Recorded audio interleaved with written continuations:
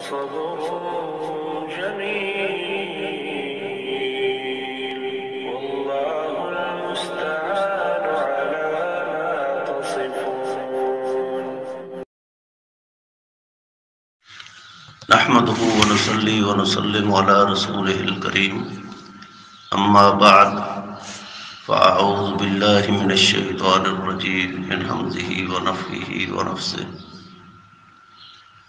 ثم عفونا عنكم من بعد ذلك لعلكم تشكرون. اللہ رب العزت نے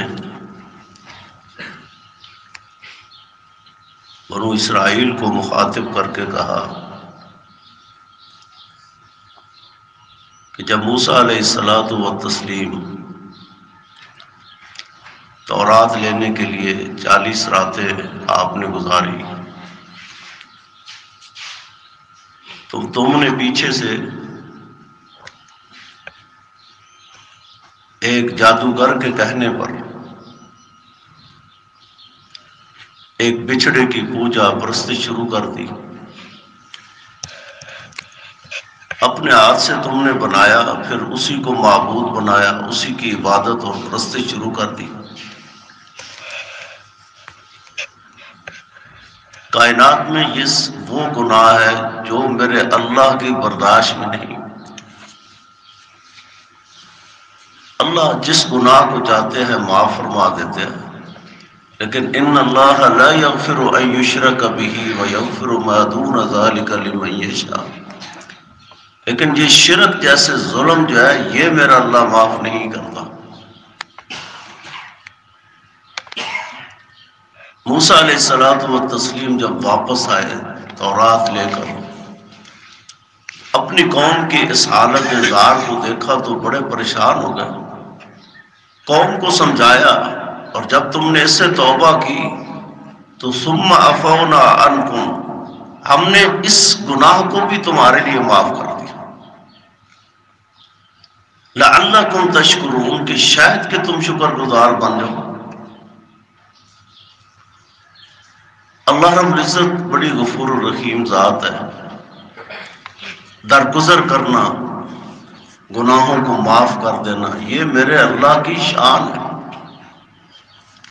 انسان جتنا بھی گناہگار ہو، گناہ کر کر کے تھک جاتا ہے، لیکن وہ ایسی بخشنہار ذات ہے جب اس کے سامنے گڑ گڑاتا ہے، اپنی آنکھوں سے ایک قطرہ بہاتا ہے، اللہ زندگی کے سارے گناہوں کو معاف کر دیتا ہے. ثم عفونا عنکم، اللہ فرماتے ہیں یہ ہماری شان ہے. یہ شایان شان ہی اللہ رب العزت کی ہے. جسے چاہتا ہے معاف کر دیتا ہے، جسے چاہتا ہے گرفت میں لے آتا ہے. صحیح بخاری وغیرہ کے اندر مشہور واقعہ ہے، ایک شخص نے 99 قتل کیے. ایک قتل بھی بہت بڑا جرم ہے. من قتل مؤمنا متعمدا فجزاؤہ جہنم، جو کسی ایک شخص مومن کو قتل کر دیتا ہے اس کا ٹھکانہ بھی جہنم ہے. بلکہ کسی ایک شخص کو قتل کرنا پوری کائنات کو قتل کرنے کے برابر ہے. ومن احیاها فکأنما احیا الناس جميعا. ایک آدمی 99 قتل کرنے کے بعد بس اسے پچھتاوا ہوا، اب ندامت ہوئی، توبہ طائب کے لیے ایک 100ویں آدمی کے پاس چلا گیا. لاہ عمل پوچھا جائے کس طرح میں اپنے گناہوں سے توبہ کروں. اس نے بتایا کہ اب تمہارے توبہ کا کوئی رستہ نہیں، تو اس نے اسے بھی قتل کر دیا، 100 پورے کر دیے. اس کے بعد جو ہے کسی کے پاس گیا تو اس نے اسے توبہ کا رستہ بتایا. سکرات الموت سے پہلے تو میرے اللہ نے دروازے کھول کے رکھے ہیں. کوئی کتنا ہی پاپی کیوں نہ ہو، کوئی کتنا ہی گناہگار کیوں نہ ہو، گناہوں کے اندر لتھڑا ہوا جب میرے اللہ کی بارگاہ میں آ جاتا ہے تو میرا اللہ اس سے زیادہ خوش ہو جاتے ہیں. یہ گناہگار بھی میری بارگاہ کے اندر آ گیا. تب تو نبی رحمت صلی اللہ علیہ وسلم نے فرمایا، اللہ رب العزت فرماتے ہیں، حدیث قدسی ہے کہ اگر یہ بنو آدم جو ہے یہ گناہ کر کے میرے پاس بخشش کے لیے نہ آتا تو میں ایک ایسی مخلوق پیدا کرتا جو گناہ کر کے میری بارگاہ میں آتی بخشش کے لیے۔ گناہ کر کے اللہ کی بارگاہ میں آنا یہ اللہ کو بڑا پسندیدہ اور محبوب عمل ہے۔ اپنے گناہوں پہ کبھی نادم ہو کر دیکھیں، کبھی پشیمان ہو کر دیکھیں تو صحیح۔ اللہ نے تو اس 100 قتل کرنے والے جو اتنے بڑے مجرم تھا، ابھی تو وہ توبہ کے ارادے سے باہر ہی نکلا تھا تو اسی حالت کے اندر موت آ گئی، میرے اللہ نے اس کی بھی بخشش فرما دی۔ جس بستی کی طرف جا رہا تھا توبہ کرنے کے لیے، ابھی تو وہ بہت دور تھی، میرے مہربان رب نے، غفور الرحیم رب نے زمین کو حکم دیا، زمین کو کہا کہ آپ سکڑ جائیں تاکہ وہ بستی میرے بندے کے قریب آ جائے۔ زمین کو حکم دے کر سکیڑ کر جو ہے اللہ نے اس کی بھی بخشش کا ذریعہ بنایا۔ مشہور صحیح بخاری کے اندر واقعہ آتا ہے، ایک عورت نے ایک کتے کے بچے کو پانی کے چند قطرے پلا دی، اللہ نے اس کی زندگی کے سارے گناہوں کو معاف کر دیا۔ جب اللہ نے جنت بنائی، جہنم بنائی، تو جنت کے باہر لکھا ہوا تھا کوئی 2 رکعتیں پڑھے گا اللہ اس کی زندگی کے گناہوں کو معاف کر دے گا، کوئی یہ کتے کے بچے کو چند قطرے پانی کے پلائے گا اللہ اسے بھی معاف کر دے گا، کوئی فلاں کسی کو لقمہ کھلائے گا اللہ اسے بھی معاف کر دے گا۔ چھوٹے چھوٹے عمل، لیکن اللہ نے سارے بخشش کے ذرائع بنائے۔ فرشتوں نے کہا اللہ، اس سے تو یہ پتہ چلتا ہے کہ جہنم کے اندر تو کوئی بھی نہیں جائے گا، میں جہنم کے باہر بھی ذرا دیکھوں، اس پر بھی بہت کچھ لکھا ہوا ہے۔ شرک کا ایک قطرہ کوئی کرے گا، ایک چھوٹا سا عمل کرے گا اللہ اسے جہنم رسید کر دے گا، فلاں فلاں کے ساتھ ظلم کا ایک قطرہ کرے گا جہنم رسید ہو جائے گا، فلاں فلاں کے ساتھ یہ کرے گا جہنم رسید ہو جائے گا۔ فرشتے کہنے لگے اللہ، ایسے محسوس ہوتا ہے کہ جنت کے اندر تو کوئی بھی نہیں جائے گا۔ اللہ رب العزت فرماتے ہیں یہی تو وہ علم ہے جو میرے پاس ہے، تمہیں نہیں دیا گیا۔ اللہ رب العزت نے بخشش کے بے شمار ذرائع بنائے، ان بخشش کے ذریعوں میں سے ایک بڑا ذریعہ جو ہے یہ ماہ مبارک میں ہے۔ یہ رمضان المبارک کا جو قیمتی مہینہ تھا، یہ بھی اللہ نے ہمارے گناہوں کی بخشش کا ایک بہت بڑا ذریعہ بنایا۔ یہ رحمتوں کے نزول کا ایک بہت بڑا مہینہ تھا، یہ اللہ کی برکتوں کے نزول کا بہت بڑا مہینہ تھا۔ آئیے اس برکتوں اور رحمتوں والے مہینے کی کچھ گھنٹے باقی ہیں، آئیے اگر مہینے کے اندر کمزوری رہ گئی، کوتاہی رہ گئی، کہیں کمی بیشی ہو گئی، آئیے اللہ رب العزت نے فطرانے کی صورت میں رمضان میں رہنے والی جتنی بھی کمی کوتاہیاں تھی اللہ سب کو معاف کر دیتے۔ پہلے اللہ نے گناہوں کی بخشش کا ذریعہ اس مہینے کو بنایا۔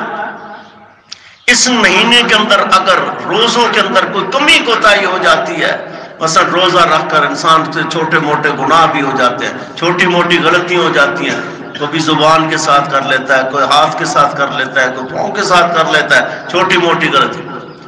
آئیے ان چھوٹی موٹی غلطیوں کو بھی ختم کرنے کے لیے، رفع کرنے کے لیے اللہ نے فطرانے جیسے ایک اہم ترین فرض بنا دیا، تاکہ یہ رمضان المبارک کے قیمتی مہینے کے اندر ایک روزے دار روزہ رکھ کر بشری تقاضے کے تحت جو اس سے چھوٹی موٹی غلطی ہو جاتی ہیں اللہ وہ معاف فرما دیتا۔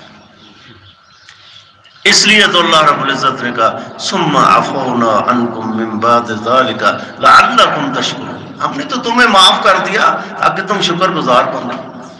ایک بندہ جب گناہ کرتا ہے، گناہ کے بعد اپنے اللہ کی بارگاہ میں آتا ہے، بخشش طلب کرتا ہے، میرا اللہ جب اسے معاف کر دیتا ہے، آپ سوچیں اس کی خوشی اور فرحت کا کیا کہنا ہوگا۔ وہ دنیا کی سارے غم بھول جاتا ہے، سارے دکھ بھول جاتا ہے۔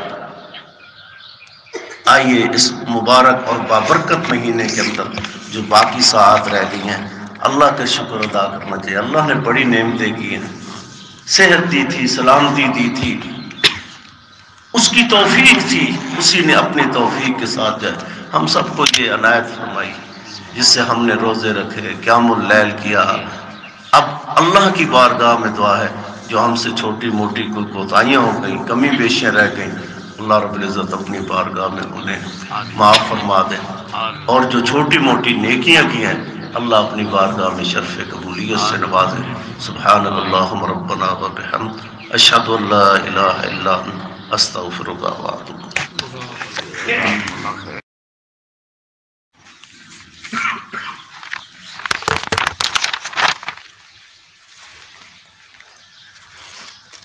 نحمده ونصلي ونسلم على رسوله الكريم، اما بعد، فاعوذ بالله من الشيطان الرجيم من همزه ونفخه ونفثه۔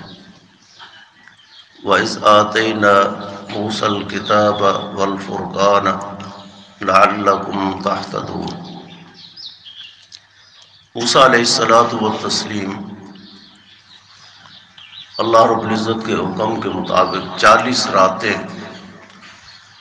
اس تورات کے حصول کے لیے آپ نے گزاری۔ 40 راتوں کے بعد اللہ نے آسمان سے یہ کتاب تورات نازل فرمائی۔ موسیٰ علیہ السلام پہ یہ جو تورات کتاب نازل ہوئی، یہ حق اور باطل کے درمیان فرق کرنے والی یہ فرقان کتاب، ہدایت اور گمراہی کے درمیان فرق کرنے والی یہ کتاب تھی۔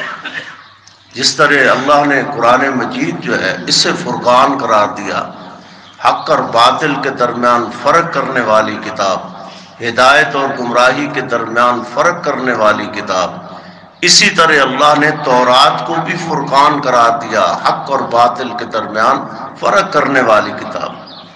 تبارک الذی نزل الفرقان علی عبدہ لیکون للعالمین نذیرا۔ اللہ نے کلام مجید فرقان حمید جو ہے اسے بھی فرقان حق اور باطل کے درمیان فرق کرنے والی سب سے بڑی کتاب قرار دیا۔ ظاہر ہے ایک قوم جب فرعونی عذابوں سے، فرعونی آزمائشوں سے نجات حاصل کی، اب اسے پرسکون زندگی گزارنے کے لیے ایک دستور حیات، منشور حیات کتاب کی ضرورت تھی۔ اللہ نے آسمان سے یہ کتاب نازل فرمائی۔ موسیٰ علیہ الصلوۃ والتسلیم پہ جو کتاب نازل ہوئی اس کو تورات کہتے ہیں۔ جس طرح ہم قرآن مجید پہ ایمان رکھتے ہیں، اسی طرح موسیٰ علیہ الصلوۃ والتسلیم پہ نازل شدہ اس کتاب پر بھی ایمان رکھتے ہیں۔ پہلی قوموں کی ہدایت کے لیے بھی اللہ نے ہدایت کا دستور آسمان سے نازل کیا، اور اس آخری امت کی ہدایت کے لیے اور اسے جہنم سے آزادی کے لیے، گناہوں کی بخشش کے لیے جو لاہ عمل اللہ نے نازل کیا وہ بھی آسمان سے ہی تھا۔ قُلْ إِنَّ هُدَى اللَّهِ هُوَ الْهُدَى۔ ہدایت ہمیشہ آسمان سے آتی ہے، زمین سے کبھی بھی ہدایت نہیں آتی۔ بعض لوگ سمجھتے ہیں کہ زمین سے پیدا کرتا جو ہدایت ہے شاید انسانی رہنمائی کے لیے یہ کامل نسخہ ہے، یہ باطل بات ہے۔ حق بات یہی ہے کہ اللہ نے جس طرح بنو آدم کی رہنمائی کے لیے، تربیت کے لیے، اصلاح کے لیے پہلی امتوں پہ اللہ نے آسمان سے صحیفے اور کتابیں نازل فرمائی، آخری امت کی ہدایت اور رہنمائی کے لیے بھی اللہ نے دستور آسمان سے نازل فرمایا۔ اور وَمَن تَبِعَ هُدَايَ فَلَا خَوْفٌ عَلَيْهِمْ وَلَا هُمْ يَحْزَنُونَ۔ جو اللہ کی نازل کرتا ہدایت آسمان سے جو نازل کی اس کے مطابق اس کی پیروی کرے گا، اس کی اتباع کرے گا، قیامت کے دن نہ اس پر کوئی خوف ہوگا نہ غم ہوگا۔ کوئی مسئلہ ایسا نہیں ہے جسے ہم دین کہیں، شریعت کہیں، اور اس کا تذکرہ اللہ نے اجمالاً یا تفصیلاً جو ہے اس کلام مجید فرقان حمید کے اندر نازل نہ فرمایا ہو۔ کوئی زندگی کا شعبہ ایسا نہیں ہے جس کی ہدایت جو ہے وہ کلام مجید سے نہ ملے۔ دنیا کو کوئی معاملہ ایسا نہیں ہے، کوئی امر ایسا نہیں ہے، کوئی مسئلہ ایسا نہیں ہے جس کی رہنمائی جو ہے یہ کتاب مجید فرقان حمید نہ کرتی ہو۔ آئیے اسی موسم کے لحاظ سے مثلاً رمضان المبارک کے مسائل تھے، ان کا اجمالاً اور تفصیلاً جو ہے کتاب و سنت کے اندر تذکرہ موجود تھا۔ آئیے کل کے دن یہ جو آنے والا مسئلہ ہے، عید کے مسائل ہے، اس کا تذکرہ بھی موجود ہے کلام مجید، فرقان حمید اور نبی رحمت صلی اللہ علیہ وسلم سے مروی صحیح حدیثوں کے اندر ہے۔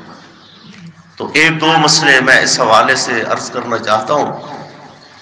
ایک تو یہ نماز عید یہ فرض نماز ہے، ہر عاقل مسلمان مرد اور عورت جو ہے اس پر یہ فرض نماز ہے۔ عمومی جو نماز جمعہ ہے، 5 وقت کی جو نمازیں، عورت کا مسجد کے اندر آ کر ادا کرنا یہ فرض نہیں ہے، یہ اس پر فرض نہیں ہے، لیکن عید کی نماز جو ہے وہ میدان کے اندر جا کر ادا کرنا یہ عورت پہ بھی فرض ہے جس طرح مرد پہ فرض ہے۔ حتیٰ کہ نبی رحمت صلی اللہ علیہ وسلم نے ارشاد فرمایا، ایک عورت جس نے نماز نہیں پڑھنی، مینسس کی حالت کے اندر ہے، مخصوص ایام میں ہے، وہ بھی عیدگاہ کے اندر آئے، نماز ادا نہ کرے، عیدگاہ کے کونے پہ بیٹھ جائے، اور جب مسلمانوں کے لیے دعا ہو تو اس کے اندر وہ بھی شرکت کرے، لیکن اس کا عیدگاہ کے اندر آنا یہ اسی طرح فرض ہے جس طرح کہ ایک نماز پڑھنے والی عورت کے لیے وہاں آ کر نماز پڑھنا فرض ہے۔ نبی رحمت صلی اللہ علیہ وسلم کی حدیث ہے، سنت طریقہ یہ ہے جب آپ نے جانا ہے تو رستہ اور ہونا چاہیے، اور جب آپ نے واپس عید پڑھ کے گھروں کو لوٹنا ہے اس کے لیے رستہ اور ہونا چاہیے۔ ہمارے ہاں چونکہ مخصوص رستے ہوتے ہیں، اس کو اس طرح کیا جا سکتا ہے کہ جاتے ہوئے رستے کے ایک طرف سے جائے اور واپسی پہ دوسرا رستے کی دوسری سائڈ استعمال کریں، تاکہ اللہ کے پیغمبر کی سنت پہ بھی عمل ہو جائے۔